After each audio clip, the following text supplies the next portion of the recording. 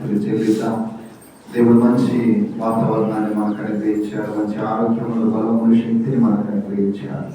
ప్రతి విషయమునందు కృతజ్ఞతాస్తుతులు చెల్లించు. ఇలాగూ చెల్లించటం మీ విషయంలో క్రీస్తు యేసునందు ఇది దేవుని చిత్తము అని దేవుని యొక్క వాక్యము మనకు తెలియజేస్తా ఉంది. ఉదయకాల సమయంలో చక్కని సాక్ష్యాలు మనం విన్నాం, చక్కని కీర్తన భాగాన్ని మనం చదివాం. దేవుడు మనందరి పట్ల తన యొక్క కృపను తోడుగా ఉండి నడిపిస్తూ ఉన్నాడు. ఆయన చేసిన ప్రతి మేలును బట్టి మనమందరం కూడా మన స్వరాలెత్తి ఆయన యొక్క నామాన్ని మహిమపరుద్దాము. హల్లెలూయా, హల్లెలూయా, హల్లెలూయా. స్తోత్రం, స్తోత్రం, స్తోత్రం, స్తోత్రం, స్తోత్రం, స్తోత్రం. గొప్ప దేవా నీకు స్తోత్రము నాయనా. నిన్న నేడు నిరంతరము ఏకరీతిగా ఉన్న దేవా నీకు స్తోత్రము నాయనా. హల్లెలూయా, హల్లెలూయా. యేసయ్యా నీకే వందనాలు, వందనాలు, వందనాలు, వందనాలు. స్తుతి, స్తుతి, స్తుతి, స్తుతి. స్తోత్రము నాయనా. హల్లెలూయా, హల్లెలూయా. పరిశుద్ధుడు, పరిశుద్ధుడు, పరిశుద్ధుడు, పరిశుద్ధుడని వేల వేల దూతలతో కొనియాడబడుతున్న గొప్ప దేవా నీకే స్తోత్రము నాయనా. హల్లెలూయా, హల్లెలూయా, హల్లెలూయా. యేసునికి వందనాలు, వందనాలు, వందనాలు, వందనాలు. స్తుతి, స్తుతి, స్తోత్రము నాయనా. నీ సన్నిధిలో ఉన్న ప్రతి బిడ్డను మీరు దర్శించండి, ప్రతి కుటుంబాన్ని మీరు దర్శించండి. హల్లెలూయా, హల్లెలూయా. యేసయ్యా నీకే వందనాలు, వందనాలు, వందనాలు, వందనాలు.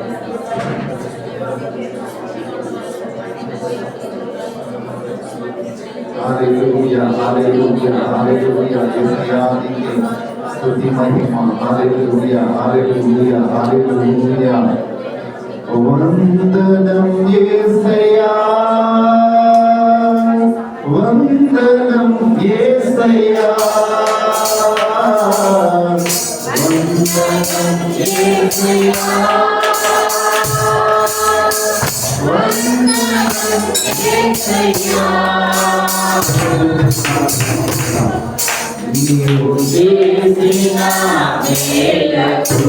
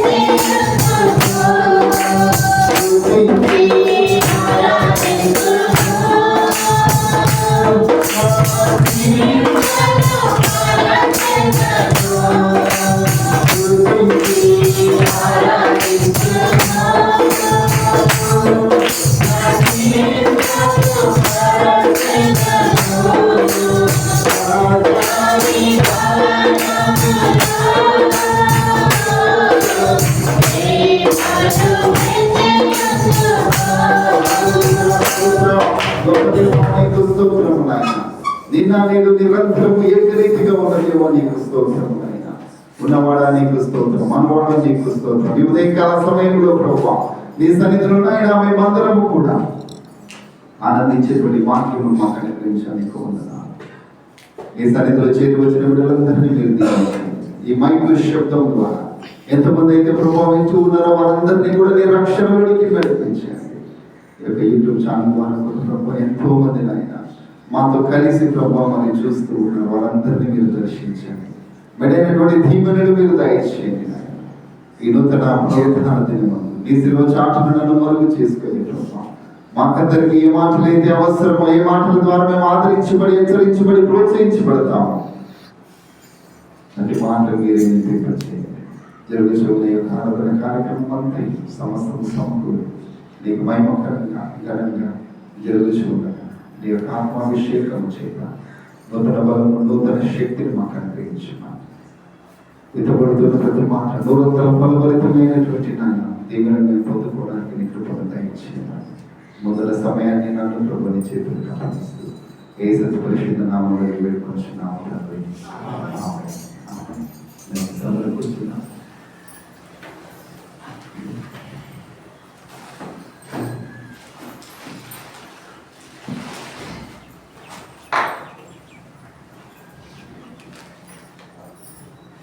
దేవునికి స్తోత్రం కలుగును గాక. సంతోషంగా ఉంటే దేవునికి స్తోత్రం చెల్లిద్దాం. ఇంకొంచెం హుషారు గట్టిగా చెప్పండి ఒకసారి. మరి దేవుడు మన పట్ల చేసిన మేలుని బట్టి సమస్త మహిమ ఘనత ఆయనకే చెల్లును గాక. ఆమేన్. మంచిది. పరిశుద్ధ లేఖన భాగంలో నుంచి ఈరోజు దేవుని యొక్క వాక్యాన్ని మనం ధ్యానం చేసుకుందాం. ఈరోజు దేవుని యొక్క వాక్యంలో నుంచి ఒక వ్యక్తి గురించి నేను మీతో పంచుకోవాలని ఆశపడుతూ ఉన్నాను.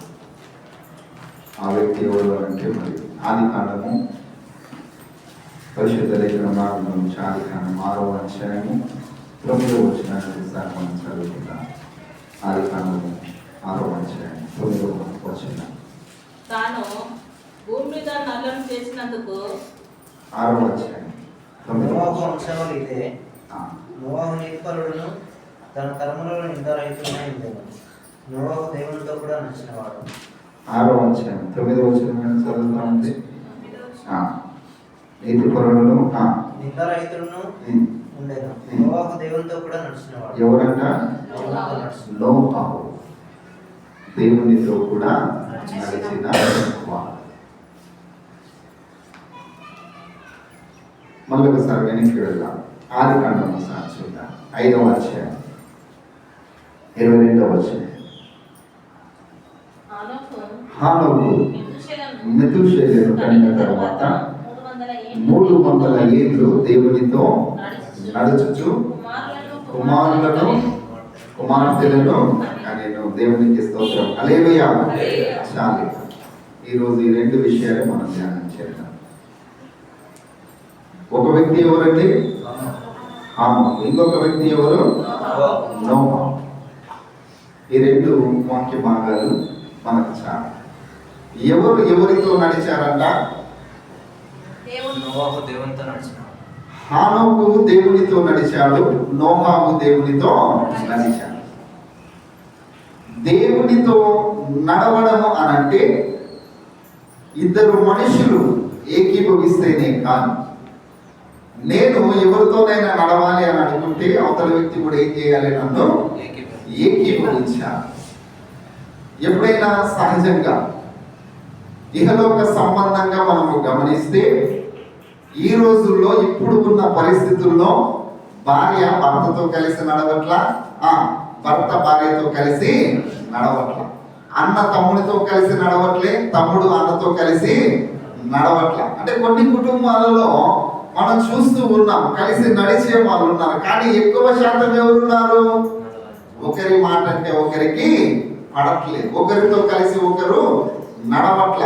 అక్కంటే చెల్లెకి పడదు, చెల్లంటే అక్కకు పడదు. అంటే లోకానుసారంగా మనం గమనిస్తే ఎందుకొరకు వీళ్ళు కలిసి నడవటం లేదు అనేటువంటి విషయాన్ని మనం గమనిస్తే పుట్టినది మొదలుకొని ఒకే కుటుంబంలో ఉన్నటువంటి వాళ్ళు, ఒకే కుటుంబంలో ఒకే తల్లిదండ్రుల సమక్షంలో పెరిగినటువంటి వారు, ఒకే తల్లిదండ్రులు వారిని పెంచి పోషించి పెద్ద చేసి విద్యాబుద్ధులు చెప్పించి వారిని ఒక స్థితిలోనికి తీసుకొని వచ్చిన తర్వాత తల్లిదండ్రుల యొక్క తదనంతరం కానీ వారి యొక్క లేక బ్రతికి ఉన్న కాలంలో కానీ ఇద్దరు కలిసి ఈ రోజు ఎవరు కూడా నడవటంలా. కారణం ఏంటి అనంటే వారి మనస్తత్వాలు వేరు, వీరి మనస్తత్వాలు వేరు, వారి బుద్ధులు వేరు, వీరి బుద్ధులు వేరు. ఇంకా కొంచెం లోతుగా చెప్పాలి అని అంటే వాళ్ళ ఆస్తిపాస్తులు వేరు, వీళ్ళ ఆస్తిపాస్తులు వేరు. ఏమండి? అన్న సంపాదించాడు కదా, నాకు ఇంత ఆస్తి ఉంది, నా ఆస్తిలో సగ భాగం నా తమ్ముడికి ఇద్దామని అనుకుంటున్నాడా? లేకపోతే తమ్ముడు సంపాదించాడు అని అనుకో, అయ్యో మా అన్నకి లేదు కదా, నా ఆస్తిలో సగం మా ఆయనకి ఇద్దామని అనుకుంటున్నాడా? వాళ్ళిద్దరిలో ఉంది ఒకే రక్తం, వాళ్ళిద్దరికీ ఒకే తల్లిదండ్రులు, కానీ ఏముంది చెప్పండి అమ్మ? ఏముంది? మీరే చెప్పాలి అమ్మ. ఏముంది? ఏముంది చెప్పండి? ఇహలోక సంబంధంగా ఇద్దరు వ్యక్తులు కలిసి నడవాలి అని అంటే ఎన్నో ఆటంకాలు ఉన్నాయి. దేవునికి స్తోత్రం. హల్లెలూయా, హల్లెలూయా. కానీ దేవుని యొక్క వాక్యాన్ని మనం జాగ్రత్తగా చదువుతూ ఉన్నప్పుడు, దేవుని యొక్క వాక్యాన్ని మనం జాగ్రత్తగా వింటూ ఉన్నప్పుడు, నోహు హానోకు గురించి మనం చదివాము కదా. హానోకు దేవునితో కూడా ఏమని రాయబడింది అక్కడ 5వ అధ్యాయం 2వ వచనంలో, దేవునితో అమ్మా నడుచుచు కుమారులను కుమార్తెలను ఎవరితో నడుస్తూ ఉన్నారంట? హానోకు దేవునితో నడుస్తూ ఉన్నాడు. ఇప్పుడు మనం ఉన్నాం. మన విశ్వాస జీవితంలో మనం ఎవరితో కలిసి నడుస్తా ఉన్నాం?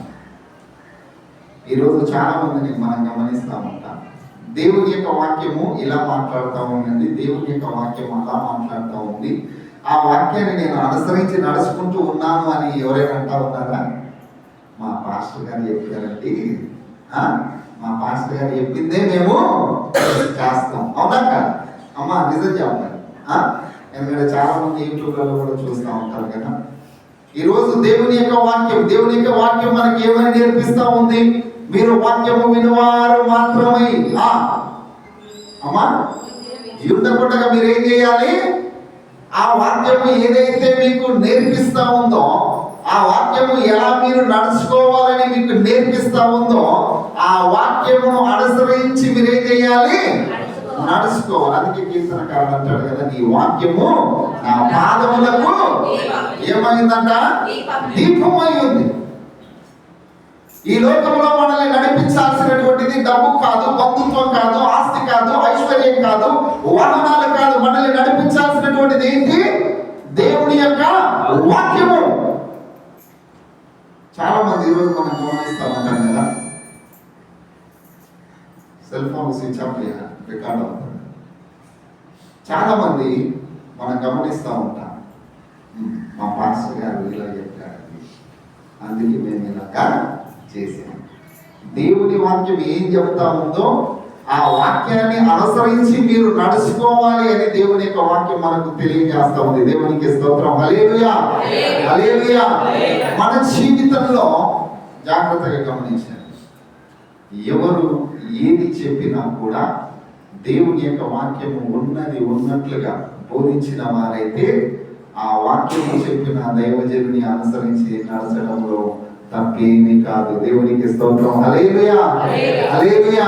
కారణం ఏంటంటే ఈ చివరి దినాలలో, ఈ అంత్య దినాలలో చాలా మంది వస్తా ఉన్నారు కదా. ఏం చేస్తా ఉన్నారు? వారికి ఇష్టమైన బోధకులను ఏర్పరచుకొని, వారికి ఇష్టమైనటువంటి వారిని తెచ్చి సంఘాలు పెట్టుకొని వారు ఏది చెబుతారో అది వాళ్ళకి ఇష్టం. అందుకే కల్పన కథల వైపు తిరుగు కాలము వచ్చుతున్నారు. కాబట్టి విశ్వాసమైనటువంటి మనం ఏం చేయాలి? బహు జాగ్రత్తగా ఉండాలి, బహు జాగ్రత్తగా ఉండాలి. అందుకే యేసు ప్రభువు అన్నాడు కదా, ఈ చివరి దినాలలో వెలుగులు ప్రవేశమిస్తారు, గొర్రె చెరువు కప్పుకొని నేనే క్రీస్తుని చాలా మంది ఏం చేస్తారంట? బయలుదేరుతున్నారు. కాబట్టి మీరు ఏం చేయాలి? బహు జాగ్రత్తగా ఉండాలి. దేవునికి స్తోత్రం కలుగును గాక. హల్లెలూయా. హానోకు ఎలాగైతే దేవునితో కూడా కలిసి నడిచాడో, మన ఆత్మీయమైన జీవితంలో మనం ఎవరితో కలిసి నడవాలి? దేవునితో మనము నడవాలి. దేవునితో మనం నడవాలి. హానోకు యొక్క జీవితంలో ఆయన బ్రతికినంత కాలం దేవునితో కలిసి నడుస్తూ ఉన్నాడు. తర్వాత నోహు ఏం చేశాడు? దేవునితో కలిసి నడుస్తూ ఉన్నాడు. తర్వాత పౌలు అంటూ ఉన్నాడు కదా, నేను క్రీస్తును పోలి నడుచుకునే రీతిగా మీరు నన్ను పోలి నడుచుకోవాలి. క్రీస్తునందు ప్రేమైనటువంటి మాట. మనం ఎవరిని పోలి నడుస్తా ఉన్నాం? ఆనోకును పోలి నడుస్తా ఉన్నామా? నోహాను పోలి నడుస్తా ఉన్నామా? పౌలును పోలి నడుస్తా ఉన్నామా? ఎవరిని పోలి మనం? లేక కొంతమంది ఏం చేస్తారు? కాపీ కొడతారు కదా. ఆయన ఎలా చేస్తే ఈయన కూడా అలా, ఆయన ఎలాగా మాట్లాడితే ఈయన కూడా అలాగా. మనుషులను కాపీ కొట్టడము వేస్ట్ అండి. డ్రెస్సింగ్ స్టైల్ కాపీ అయిపోయింది, వే ఆఫ్ టాకింగ్ కాపీ అయిపోయింది. ఇంకా కొంతమంది ఎలా నడవాలో కూడా చూపిస్తా ఉన్నారు. దేవునికి స్తోత్రం. హల్లెలూయా. నువ్వు ఎలా నడవాలో స్టేజ్ మీద, నువ్వు నడిచేటప్పుడు ఎలా ఉండాలో అవన్నీ ఏం చేస్తా ఉన్నారు? చూపిస్తా ఉన్నారు, ప్రాక్టీస్ చేస్తా ఉన్నారు. ఆ నడకలన్నీ కూడా ఒకరోజు ఏమైపోతాయి? గతించిపోతాయి. అది నిజమైనటువంటి ఆత్మానుసారమైనటువంటి జీవితం. నన్ను ఆరాధించేవారు పూర్వాత్మతో, పూర్వశక్తితో, పూర్ణ బలముతో ఎవరైతే ఆయనను ఆరాధిస్తూ ఆయన యొక్క వాక్యాన్ని అనుసరించి నడుచుకుంటారో వారి గురించి బైబిల్ మనతో ఈరోజు మాట్లాడుతూ ఉంది. దేవునికి స్తోత్రం కలుగును గాక. హల్లెలూయా, హల్లెలూయా. ఈరోజు మానవ యొక్క జీవితంలో నుంచి ఒకటి రెండు విషయాలు నేను మీతో పంచుకుంటాను. హానోకు తను బ్రతికినంత కాలం దేవునితో కూడా నడిచాడు. ఆయన గురించి బైబిల్లో ఎక్కువగా వ్రాయబడలేదు. కొన్ని విషయాలు మాత్రమే అక్కడక్కడ, ఒకటి రెండు విషయాలు లేక కొన్ని విషయాలు అక్కడక్కడ వ్రాయబడి ఉన్నట్లుగా మనము చూస్తూ ఉన్నాం. అయితే దేవుడు తన యొక్క ఆత్మ ద్వారా హానోకు గురించి ధ్యానం చేస్తూ ఉన్నప్పుడు హానోకులో ఉన్నటువంటి కొన్ని విషయాలను ఈరోజు మనం గమనిద్దాం. దేవునికి స్తోత్రం కలుగును గాక. హల్లెలూయా. హెబ్రీయులకు రాసిన పత్రిక 11వ అధ్యాయం, హెబ్రీయులకు రాసిన పత్రిక 11వ అధ్యాయం 6వ వచనం మనం చదువుదాం. విశ్వాసము లేకుండా దేవునికి ఇష్టమైనట అసాధ్యము. దేవుని యొద్దకు వచ్చేవాడు ఆయన విన్నాడనియు తను వెతుకువారికి ఫలము దయచేయువాడనియు నమ్మవలెను కదా. విశ్వాసమును బట్టి నోవాహు ఆది వరకు చూడని సంగతులను గూర్చి దేవుని చేత హెచ్చరింపబడి విశ్వాసమును బట్టి హానోకు మరణమును చూడకుండా కొనిపోబడెను. అతడు కొనిపోకబడక మునుపు దేవునికి ఇష్టడైందనని సాక్ష్యము పొందెను. కాగా దేవుడు అతడు కొనిపోయిన కనుక అతడు కనబడలేదు. హెబ్రీయులకు రాసిన పత్రిక 11వ అధ్యాయము 5వ లేఖన భాగాన్ని మనం చదివాం. విశ్వాసమును బట్టి హెబ్రీయులకు రాసిన పత్రిక 11వ అధ్యాయం అంతా కూడా విశ్వాస వీరుల జాబితాగా మనం చూస్తూ ఉన్నాం. దేవునికి స్తోత్రం. హల్లెలూయా. హానోకు విశ్వాసము చేత మరణమును చూడకుండా ఏం చేశాడంట? ఆయన కొనిపోబడ్డాడు. అంటే అప్పటికి మరణం లేదా? మరణించిన మొట్టమొదటి వ్యక్తి ఎవరు? హేబెలు. ఆదికాండం 4వ అధ్యాయంలో మనం చూసాం కదా, హేబెలు చనిపోక 3వ అధ్యాయం 4వ అధ్యాయం హేబెలు అయితే మరణించాడు కదా, మొట్టమొదటి మరణం. కానీ హానోకు విషయానికి వచ్చేసరికి ఏ కనపడతా ఉంది మనకు? హానోకు మరణమును చూడకుండా కొనిపోబడ్డాడు. దేవునికి స్తోత్రం కలుగును గాక. హల్లెలూయా. అయితే హానోకు యొక్క జీవితంలో నుంచి నేను ఒక 2-3 విషయాలు మీతో పంచుకున్నాను. మొట్టమొదట హానోకు గురించి వ్రాయబడినటువంటి మాట అక్కడ మనం చదివాం కదా, చదివిన లేఖన భాగంలో నుంచి నేను కొన్ని విషయాలు, హానోకు కనబడలేదు అనేటువంటి మాటను మనము చూస్తా ఉన్నాం. దేవునికి స్తోత్రం. హల్లెలూయా.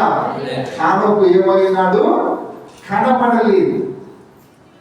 ఎప్పుడైతే దేవునితో నడుస్తూ ఉన్నాడో, ఆ దేవునితో నడిచిన తర్వాత అతడు మరణము రుచి చూడకుండా కొనిపోయబడినట్లుగా మనం చూస్తా ఉన్నాం. అయితే ఇక అది మొదలుకొని హానోకు ఇక మనకు కనబడలేదు. దేవునికి స్తోత్రం. హల్లెలూయా.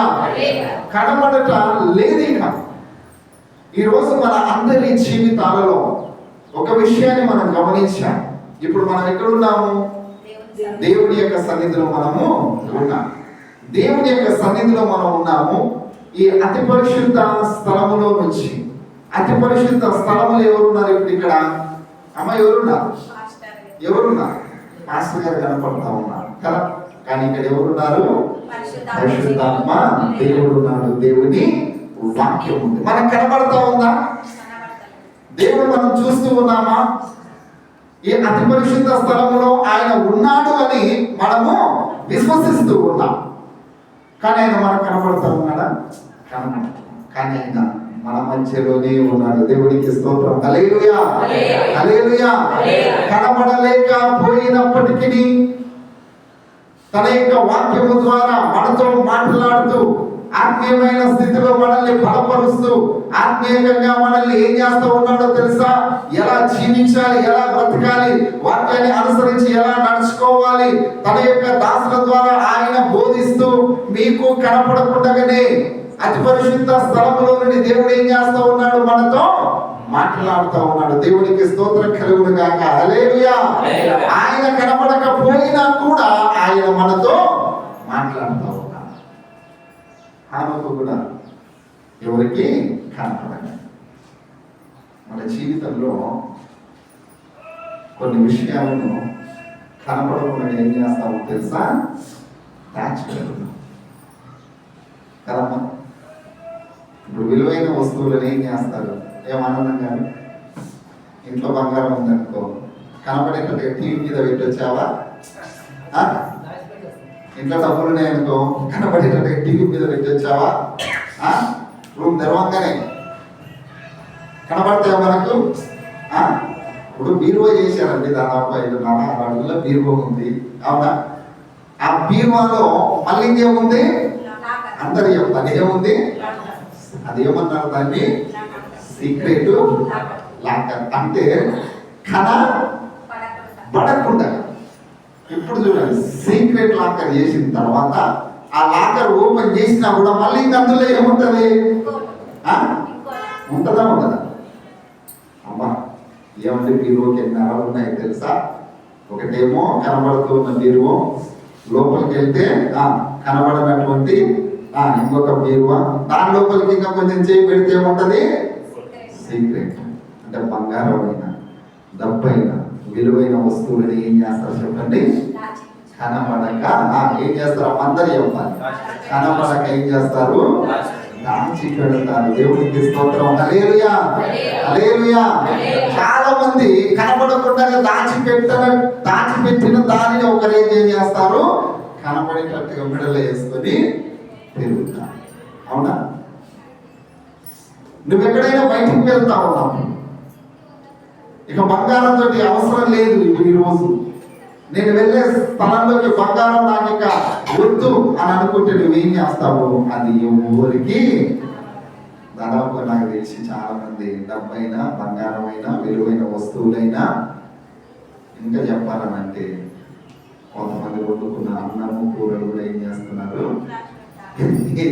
చెప్పండి? కనపడకుండా. అమ్మ నిజమా కాదు? చాలా మంది ఇంట్లో ఉన్నారు యూట్యూబ్లో. ఇది నిజమా కాదు? ఏం చేస్తారు చెప్పండి? దాచి పెడతారు కనపడకుండా. క్రీస్తునందు ప్రియమైనటువంటి వాళ్ళు, మన అందరి జీవితాలు కనపడకుండా దాచిపెట్టాల్సినటువంటిది బంగారంగా, వెండిగా, విలువైన వచ్చిన, లేకపోతే ఆస్తులుగా, లేకపోతే ఇతరితరమైనటువంటిది. హానోకు యొక్క జీవితం కనబడలేకపోయినటువంటి కొన్ని విషయాలు ఉన్నాయి. దేవునికి స్తోత్రం. హల్లెలూయా, హల్లెలూయా. ప్రతి ఒక్కరిలో ఏముంటుందో తెలుసా? కోపం ఉంటది, ప్రతి ఒక్కరిలో ద్వేషం ఉంటది, ప్రతి ఒక్కరిలో అసూయ ఉంటది. ఇంకా చెప్పాలంటే ప్రతి ఒక్కరిలో ఏముంటదమ్మా? ప్రేమించేటువంటి తత్వము కనబడదు కదా. అంటే మన జీవితంలో కనబడకుండా దాచిపెట్టాల్సినటువంటివి ఏంటో తెలుసా? నీ కోపాన్ని ఇతరులకు నీవు కనపరచకూడదు, దాన్ని దాచిపెట్టాలి. నీ అసూయ ఇతరులకు నీవు కనిపెట్టకూడదు, అది దాచిపెట్టాలి. నీలో ఉన్నటువంటి ఈర్ష్య, ద్వేషము ఏదైతే ఉంటుందో అది ఎవరికి కనపడకుండా మనం ఏం చేయాలి? దాచిపెట్టాలి. దేవునికి స్తోత్రం కలుగును గాక. హల్లెలూయా, హల్లెలూయా. ఆమెకు కూడా ఒక మనుషుడే. ఆమెకు కూడా కొన్ని వందల సంవత్సరాలు జీవించాడు. ఆయన జీవించిన కాలంలో మనుషులు ఉన్నారు, సంతానం ఉంది, కుటుంబం ఉంది, అనేకమైన సంఘటనలు జరిగాయి. కానీ ఆయనలో ఉన్నది ఏది కూడా ఒకరోజు కనబడలేదు. కొంతమంది కోపం వస్తుంది, బాధ వస్తుంది, ఏం చేస్తారు? వెంబడే వ్యక్తం చేస్తారు. అలాంటి దాన్ని మనం ఏం చేయాలి చెప్పండి? మార్చిపెట్టాలి, తొక్కేసేయాలి, బయటికి రానివ్వకూడదు. చాలా మంది ఏం చేస్తారు అంటే మన జీవితంలో ఇది సహజంగా జరిగేది. వీటిని మనం కనబడకుండా దాచిపెట్టాలంటే కూడా మన వల్ల ఏ పని కాదు. దీనికి పరిశుద్ధాత్మ దేవుడు సహాయం దయచేయును గాక. హల్లెలూయా. ఇది అందరికీ సాధ్యమయ్యేటువంటిది కాదు, కానీ ఇది దేవుని బిడ్డలకు సాధ్యం. కారణం ఏంటో తెలుసా? పరిశుద్ధాత్మ దేవుడు మనకు సహాయము చేస్తాడు. విశ్వాసమైనటువంటి మనలో ఉన్నటువంటి దేవునికి అయిష్టమైనటువంటివి ఏవైతే ఉంటాయో అవి ఇతరులకు కనపడకుండా మనం ఏం చేయాలి? వాటిని కనపడనీయకూడదు. హానోకు కనబడలేదు అనంటే హానోకులో ఉన్నవి ఏవి కూడా దేవుడి ఎదుట, మనుషుల ఎదుట కనబడాలి. తాను జీవించినంత కాలం నీతిమంతునిగానే జీవించాడు. తాను జీవించినంత కాలము దేవునికి ఇష్టడుగానే జీవించాడు. తాను జీవించినంత కాలము మనుషులకు ఇష్టడుగానే జీవించాడు. ఈరోజు మనందరి జీవితాలు చాలా మంచివంటి వాళ్ళంతా మంచివారు, కానీ ఎప్పుడప్పుడు కొంచెము ఏమంటారు? అప్పుడప్పుడు సార్ కొంతమంది కొన్ని విషయాలు బయటపడిపోతా ఉంటాం, ఎక్కడో ఒక చోట. కానీ మనం కనబడకుండా దాచిపెట్టాల్సినటువంటిది ఏంటమ్మా?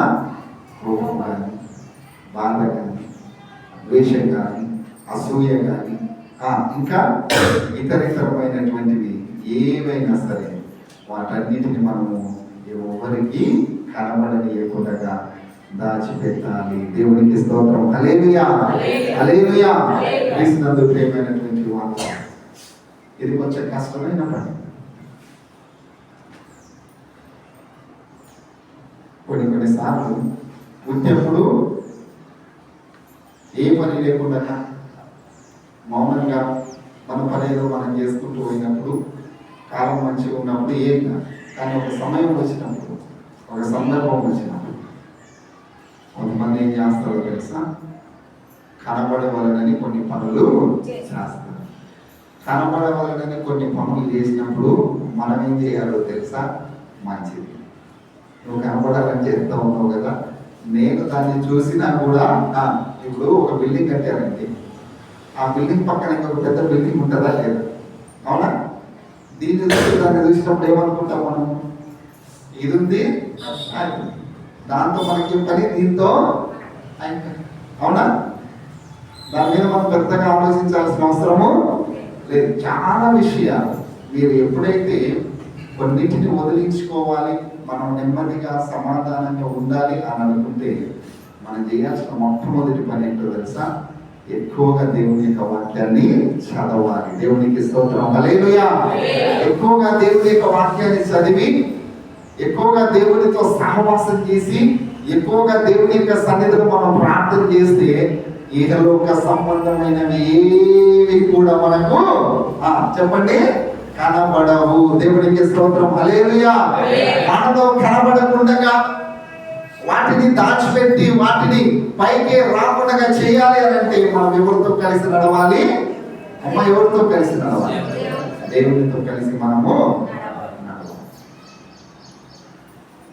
ఎప్పుడైతే మనం అలా నడుస్తాం, మనందరి జీవితాలు దేవుడు మనల్ని ఎంతగానో ఆశీర్వదిస్తాడు.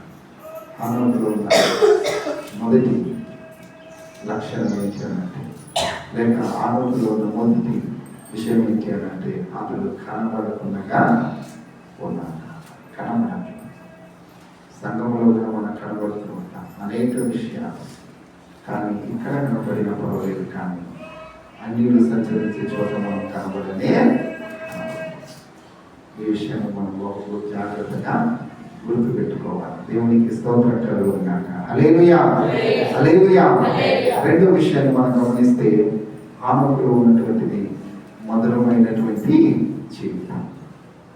అతడు ఎలా ఉన్నాడమ్మా? దేవునికి ఇష్టడుగా ఉన్నాడు. దేవునికి స్తోత్రం. హల్లెలూయా.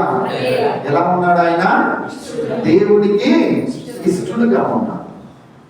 హానోకును దేవుడు ఇష్టపడ్డాడు. ఈరోజు మనుషుల్లో కొంతమంది అంటే ఇష్టం. కుటుంబాల్లో ఇష్టపడే వాళ్ళకన్నా కూడా బయట వాళ్ళని ఎక్కువగా ఇష్టపడతారు. ఎందుకోసమో తెలుసా? ఎందుకోసం చెప్పండి. మంచిగా సార్, అవునా? బుద్ధి మంచిది, నమ్మకంగా ఉంటారు.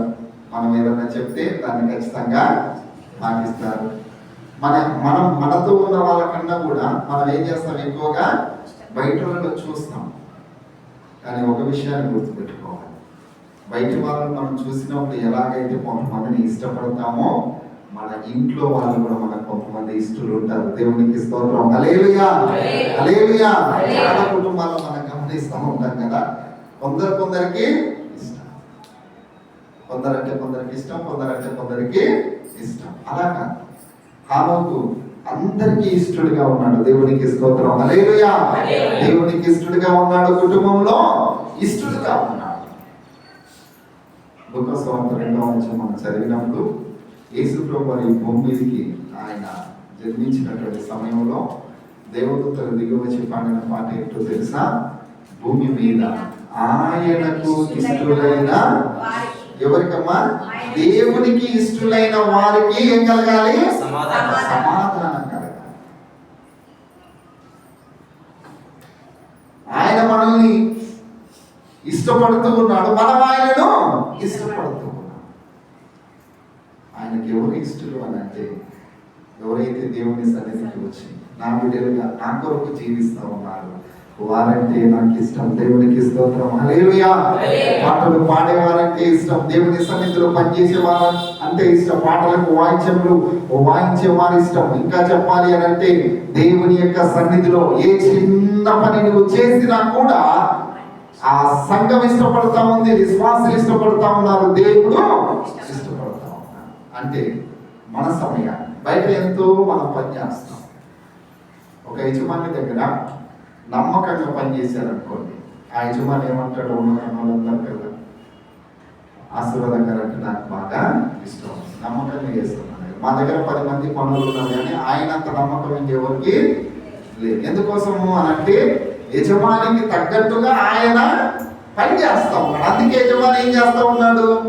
ఇష్టపడతాం. మనం కూడా మన దేవునికి ఇష్టడుగా, అతడు నాకు ఇష్టడు గనక నేను తప్పించేదను. దేవునికి స్తోత్రం. హల్లెలూయా. దేవుడు మన అందరినీ ఇష్టపడి ఆయన తన సన్నిధికి తీసుకున్నాడు. క్రీస్తునందు ప్రేమైనటువంటి వాళ్ళు హానోకు వలె మనం కూడా ఎలా ఉండాలి? దేవునికి ఇష్టడుగా ఉండాలి, ఇష్టడుగా ఉండాలి. హానోకు వలె మనం కూడా కుటుంబానికి ఇష్టడుగా ఉండాలి, సంఘానికి ఇష్టడుగా ఉండాలి, సమాజానికి ఇష్టడుగా ఉండాలి. హానోకులో ఉన్నటువంటి రెండవ విషయం. మూడవ విషయాన్ని మనం గమనిస్తే హానోకుది మాదిరికరమైనటువంటి జీవితం. దేవునికి స్తోత్రం కలుగుగాక. హల్లెలూయా. మాదిరికరమైనటువంటి జీవితం. అతడు కొనిపోబడడు, ఇతరులకు మాదిరికరంగా ఉన్నాడు. అందుకే తనలో ఏవి కూడా కనపడలేదు. దేవునికి స్తోత్రం. హల్లెలూయా. ఇతరులకు ఇష్టడుగా ఉన్నాడు. అందుకే దేవునితో కూడా ఆయన నడిచి మాదిరికరమైనటువంటి జీవితం.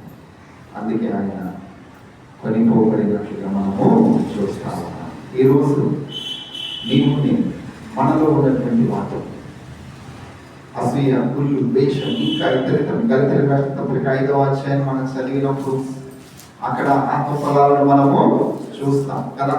మార్క్స్ వార్తలు మనం చదువుతూ ఉన్నప్పుడు మనిషిని లోపల నుండి అనగా మనిషిని హృదయంలో నుండి బయటికి వచ్చేటివి ఏవైతే ఉన్నాయో అవి అపవిత్రపరుస్తాయి కనుక మనం ఏం చేయాలి? వాటన్నిటిని కనపడకుండా తొక్కేసి, దాచిపెట్టేసి, విడిచిపెట్టేసి వాటికి మనము దూరంగా ఉండాలి.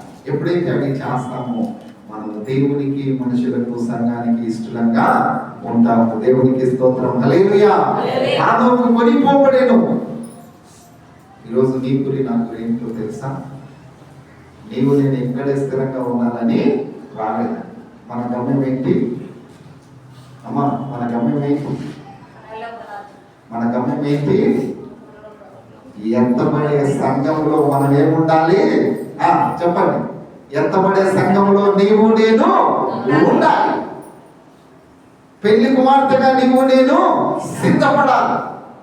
ఒకరోజు ప్రభువైన యేసుక్రీస్తు పెళ్లి కుమారుడిగా సిద్ధపడి ఆయన మధ్యాకాశంలోనికి వస్తూ ఉన్నప్పుడు దేవుని యొక్క వాక్యం చేత బలపడినటువంటి విశ్వాసుల సంఘ సమూహము ఏదైతే ఉందో ఆ విశ్వాసుల సంఘ సమూహము పెళ్లి కుమార్తెగా సిద్ధపడి ఇక్కడే ఉండదండి.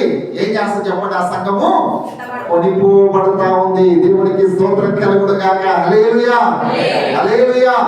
మనలో కనబడకుండా దాచిపెట్టినప్పుడు దేవునికి ఇష్టంగా మనం జీవిస్తూ దేవుని యొక్క సన్నిధిలో మనం కనబడుతూ ఉన్నప్పుడు ఒకరోజు నీవు నేను ఎత్తబడే సంఘములో కొనిపోబడతాము. దేవునికి స్తోత్రం. హల్లెలూయా, హల్లెలూయా.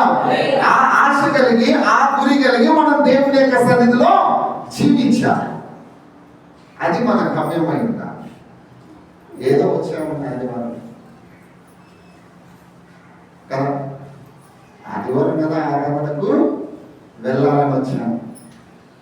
ఇంకా టైం అయింది, ఇంకా 10-20 నిమిషాలు అయితే ముగించేస్తాను, ఇంటికి వెళ్ళి పోవాలి. ఇది కాదు. ఆదివారం క్రమం తప్పకుండా దేవుని సన్నిధికి మనము వస్తాం. కానీ మన యొక్క గురేంటో తెలుసా? ఇక్కడికి మనం వస్తూ ఉన్నాము అంటే మన గురి ఏమైందని తెలుసా? అయ్యా మీరు అక్కడ ఇప్పుడే అయితే నేను ఎత్తబడే గుంపులో ఉండాలి. దేవునికి స్తోత్రం. హల్లెలూయా. నా రాకడ ఏ క్షణమో మీకు తెలియదు కనుక మీరేం చేయాలి? మెలకువగా ఉండి ప్రార్థన చేసే సమయం, దేవుని ఆరాధించే సమయం, దేవుని స్తుతించే సమయం. ఈ సమయంలో మనం ఏం చేయాలి? మన ఆశ, మనం ఒక గట్టి బలమైన ఆశతో దేవుని సన్నిధికి రావాలి. కష్టాలు మనకున్నాయా, బాధలు మనకున్నాయా, ఇరుకులు మనకున్నాయా, ఇబ్బందులు మనకున్నాయా, వాటన్నిటిని మరిచిపోయి దేవుని యొక్క సన్నిధిలో ఆయన యొక్క నామాన్ని స్తుతించాలి. దేవునికి స్తోత్రం. హల్లెలూయా. దేవుని సన్నిధికి మీరు వచ్చినప్పుడు మీ పక్కన ఎవరున్నారు? మీ ముందు ఎవరున్నారు? మీ వెనక ఎవరున్నారు? ఎవరు వాక్యం చెప్తున్నారు? ఈ ఆలోచన కాదు మనకి. ఎవరు రాలేదు? ఈ ఆలోచన కాదు మనకి. మనకున్న ఆలోచన, మన ఆశ, మన సంకల్పం ఏంటో తెలుసా? నేనున్నాను, నాతో పాటు పరిశుద్ధాత్మ దేవుడు ఉన్నాడు. దేవుడికి స్తోత్రం. హల్లెలూయా. యేసు యొక్క రాకడ ఎప్పుడు అయితే మనమందరం కూడా కొనిపోబడే సంఘంలో ఉండుము గాక. ఆమేన్. హల్లెలూయా, హల్లెలూయా. ఆనోకు యొక్క జీవితంలో కూడా ఆయన కొనిపోబడ్డాడు. మరణాన్ని రుచి చూడాలి, మరణించాడు. బ్రతికినంత కాలం దేవుడితో కలిసి నడిచాడు, దేవుడికి ఇష్టడుగా ఉన్నాడు. ఒకరోజు ఆయన కొనిపోబడ్డాడు. దేవునికి స్తోత్రం కలుగును గాక. హల్లెలూయా. మనకన్నా ముందు ఎంతో మంది నిద్రించారు. మన మధ్యలో ఉన్న బంధువులు, మనతో ఉన్న బంధువులు, సంఘంలో ఉన్న బంధువులు, ఊర్లో ఉన్న బంధువులు, లేక ఎక్కడెక్కడ ఉన్న స్నేహితులు ఎంతో మంది నిద్రించారు. కానీ ఈరోజు నీవు నేను దేవుని యొక్క సన్నిధిలో ఉన్నాం. దేవుని బిడ్డలుగా మనం జీవిస్తూ ఉన్నాం. మనం దేవునికి ఇష్టంగా ఉన్నాము. దేవుని యొక్క సన్నిధిలో మనం కనబడుతూ దేవుని బిడ్డలుగా మనం జీవిస్తూ ఉన్నాం. ఒకరోజు మనం అందరం కూడా కొనిపోబడే సంఘంలో ఉండాలి. దేవునికి స్తోత్రం కలుగును గాక. హల్లెలూయా. అని మన ఆశ ఉండాలి. ఆ ఆశ కలిగి దేవుని యొక్క సన్నిధికి మనము రావాలి. ఎప్పుడైతే మనం అలాగే దేవుని యొక్క సన్నిధికి వచ్చి ఆయన యొక్క నామాన్ని స్తుతించి మహిమపరిచి కనపరుస్తాము, మెనైనటువంటి దీవెనలు మనకు వస్తాయి. మీరు దేవుని దగ్గర రండి, అప్పుడు ఆయన మీ యొక్కకు వస్తాం. పాట పాడతారు కదా, మా ఇంటికి యేసయ్య రావాలి. అమ్మా పాట పాడాలా లేదా? మీ ఇంటికి మరి యేసయ్య రావాలనంటే మీరేం చెయ్యాలి? అమ్మా ఏడికి రావాలి మీరు? యేసయ్య దగ్గరికి రావాలి. దేవుని సన్నిధి అయినటువంటి ఆయన సన్నిధికి మనము రావాలి. నువ్వు వస్తే ఆయన నీతో పాటు వస్తాడు. నీవు వస్తే ఆయన నీ కుటుంబంలోనికి వస్తాడు. కాబట్టి ఈరోజు నీవు నేను అలాంటి ఆశ కలిగి మనమందరం కూడా జీవిద్దాం. ఆనోకు విషయంలో 3 విషయాలు మనం చూస్తూ ఉన్నాం. ఆనోకు మరి కనబడలేదు. ఆనోకు దేవునికి ఇష్టడుగా ఉన్నాడు. ఆనోకు కొనిపోబడ్డాడు. దేవునికి స్తోత్రం కలుగును గాక. హల్లెలూయా. ప్రార్థన చేద్దాం. అందరం మోకరిద్దాం, ప్రార్థన చేద్దాం. వచ్చే వారం దేవుని యొక్క వాక్యాన్ని మనం ధ్యానం చేద్దాం. ఆనోకు దేవునితో కలిసి నడిచి దేవునికి ఇష్టడుగా ఉంది కొనిపోబడినట్లుగా మనం చూస్తూ ఉన్నాం. నోహావు కూడా దేవుడితో కలిసి నడిచాడు. నోహావు యొక్క జీవితంలో దేవుడు చేసిన అద్భుతమైనటువంటి ఆశ్చర్యకార్యాన్ని మనం చూడబోతున్నాం. పోలాడుతూ ఉన్నాం. నేను క్రీస్తుని పోలి నడుచుకున్న రీతిగా మీరు నన్ను పోలి నడుచుకోవాలని పోలాడుతూ ఉన్నాను. క్రీస్తునందు ప్రేమైనటువంటి వాళ్ళ దేవుని యొక్క వాక్యం మనకు బయలుపరుస్తూ ఉంది. ఈ వాక్యం నా పాదములకు దీపం, నా ప్రభువుకు వెలుగై ఉన్నది. ఈరోజు నీవు నేను కూడా ఆనుకోవాలి ఆయన యొక్క సన్నిధిలో నడుగుతాను. నే సాగేదని యేసునితో నా జీవిత కాలమంతా నే సాగేదని యేసునితో జీవిత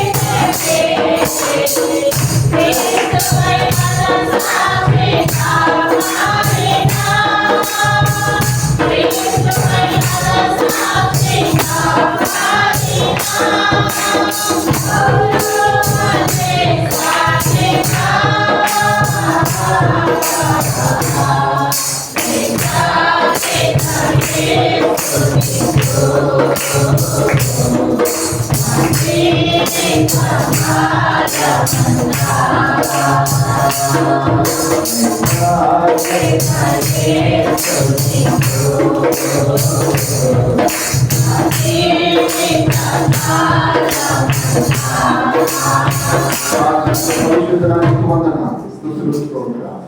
ఈ నూతన పునరుత్థాన దినమందు నీ సన్నిధిలో ప్రభువా హానోకును నాయన మేము ధ్యానించడానికి నువ్వు కృపను అనుగ్రహించావు. హానోకులో ఉన్నటువంటి నాయన కొన్ని విషయాలు ప్రభువా ఆత్మీయ సత్యము ద్వారా పరిశుద్ధాత్మ దేవుడు మీరే బయలుపరిచినందుకు నీకు వందనాలు చెల్లిస్తూ ఉన్నాం. విధమైన ప్రతి మాట విన్న మా అందరి హృదయాలు నూరంతల బలవంతమైన దీవెనలు మేము పొందుకోవడానికి నీ కృపను మాకు దయచేయండి. ఇదిగో ప్రభా ఈ యొక్క మైక్ శబ్దం ద్వారా ఈ యొక్క యూట్యూబ్ ఛానల్ ద్వారా ఎంతమంది అయితే ప్రభా నీ మాటలు వింటూ ఉన్నారు వాళ్ళందరినీ మీరు దర్శించండి, సహాయం దయచేయండి, కృపను అనుగ్రహించండి. మా అందరి జీవితంలో విడైనటువంటి దీవెనలు మీరు దయచేయండి. యేసు పరిశుద్ధ నామములో వేడుకొంచున్నాము తండ్రి. తండ్రి దేవుని ప్రేమ కుమారుడైన యేసుక్రీస్తు పరిశుద్ధాత్మ కలిగిన సహవాసం సమాధానం సదాకాలం మనందరికీ కూడా నడిపించును గాక.